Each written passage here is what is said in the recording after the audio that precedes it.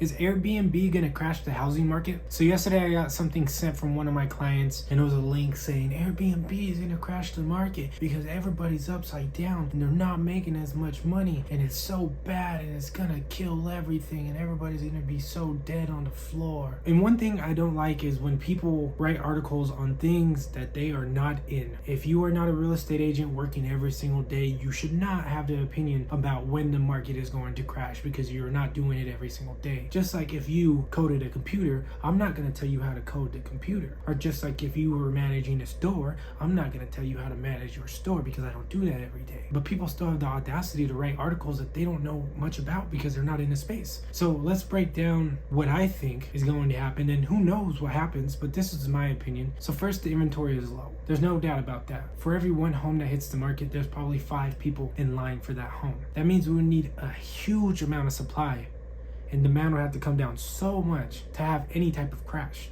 And to be frank, I just don't see that happening. And another thing is, Airbnbs are typically nicer than the average home because they're taken care of like a business. So when an Airbnb hits the market, you're like, wow, this is nice. And if it's priced accordingly, it sells very fast at market value. So in that case, it really doesn't make sense because that Airbnb still appreciated and selling at the market value of today if it's priced accordingly, because most of the time it's nice and maybe they include the furniture or whatever it is. My third argument to this is most people have low interest rates. I think it was like half of homeowners in America have under 4% for their mortgage rate. Why would you sell? Even if your revenue's cut in half. And let's just be honest, the demand is high for homes.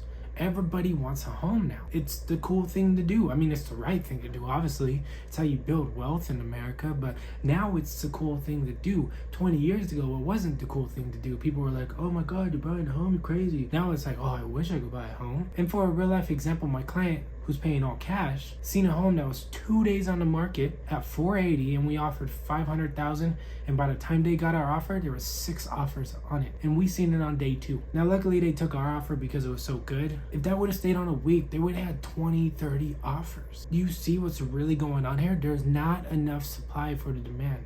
No matter how many homes come on the market, there probably still won't be enough supply for the demand. And then you gotta ask yourself, there's a presidential election coming up. Why would the party that's pulling the strings crash the housing market right now? Because people that own homes are old enough to vote, and most of them vote. The people that don't vote are like 18, 19, 20, even myself, because realistically, it doesn't matter. I could be wrong, and I'll be happy to admit that I'm wrong if that comes. And I'll be happy if this does come because it gives me an opportunity to buy a home. I'm trying to buy a home myself. I'm in the same boat. However, I am thinking about this logically because I see this every single day and I am completely submerged in this world of real estate. I do this every single day, all day long. So I feel like I could have a valid opinion on this. I personally wouldn't wait for a crash to happen to buy a home. I would buy a home when you're in the position to buy a home. And no one could tell you when you're in the position to buy a home.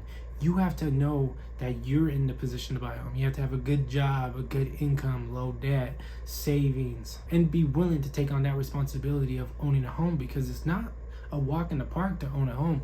It's a responsibility. So do I think Airbnb is going to crash the market? Absolutely not. It may just bring better homes to the market, but only time will tell.